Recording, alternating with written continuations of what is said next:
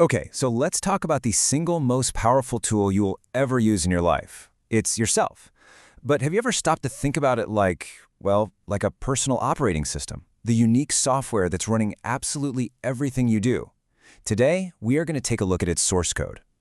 Here's a question for you. Have you ever noticed how you might be super relaxed and goofy with your friends, but then you're buttoned up and formal in a work meeting? That's not you being fake. It's actually a feature of your OS. It's your system running different programs for different situations. And this incredible adaptability, it's totally central to who we are. So what is the self, really?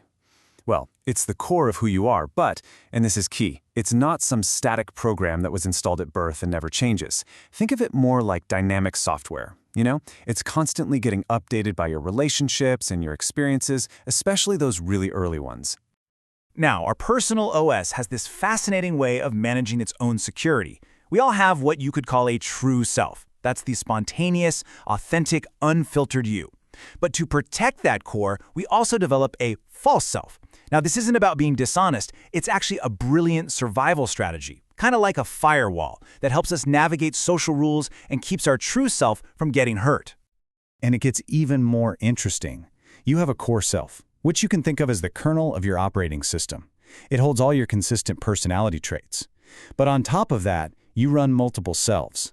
These are like different apps you launch for specific jobs. There's the work app, the family app, the hanging with friends app, and they're all part of the same system. So, if the self is our operating system, then the use of self is all about how we actually run it, right? How do we take all this complex internal software and put it into action out in the real world? The use of self is simply how you bring your entire being, your personality, your memories, your skills, all of it into every single interaction. But what's so crucial to get here is that it's not always a deliberate choice. A lot of it happens automatically, kind of like those background processes running on your computer that you're not even aware of. So let's look at the first pillar of this whole framework. We'll call them our mental blueprints. Just think of these as the fundamental lines of source code in your OS, the stuff that dictates how you automatically react to and interact with the world around you. This quote really gets right to the heart of it. These blueprints, sometimes called internal working models, are built way back in childhood. They create the foundational scripts for all our future relationships, shaping what we believe about our own worth and whether or not we can fundamentally trust other people. So how is this source code actually written? Well, it all starts with those early experiences. They help us build these mental blueprints about ourselves and others. And then, those blueprints guide our expectations for, well, pretty much the rest of our lives. But here's the most important part. This code isn't permanent. With a little awareness, we can actually go in and debug and even rewrite it. Now, this internal code doesn't just shape our thoughts, it shapes our physical presence too. This second pillar explores how our OS communicates way beyond words, because a massive amount of data is being transmitted non-verbally through our bodies all the time.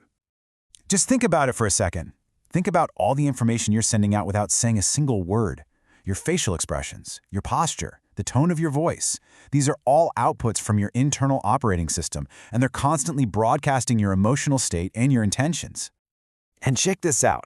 It turns out only about 20% of our nonverbal signals are fully conscious, like when you intentionally smile for a photo. A full half of it is non-conscious, like nervous habits, tapping your foot, stuff like that. And a whopping 30% is completely unconscious, revealing these deep-seated feelings our conscious mind might not even recognize as there. This leads us perfectly to our third pillar. If so much of our output is unconscious, how in the world can we use ourself effectively? Well, the answer is by developing a really deep sense of self-awareness. It's basically like running a full diagnostic check on your own system. Self-awareness just means having a clear, accurate map of your own inner world. When you can actually identify your own emotions, your biases, and your patterns, you start to understand why your OS is running certain programs. And that understanding, that right there, is what gives you more control. A huge piece of this is getting to know your default characteristics, your factory settings, if you will. Understanding your natural tendencies, how you think, feel, and act without even trying, that's the absolute foundation for creating genuine, authentic connections with other people. Okay, But our personal operating system doesn't exist in a vacuum, right? This final pillar explores the societal software that gets installed on top of our personal code. And one of the most powerful examples of this is the influence of gender expectations. Society often hands us different scripts based on our gender. You know, from a young age, masculine identities might be encouraged to prioritize things like independence, while feminine identities might be guided more towards relationships and connection.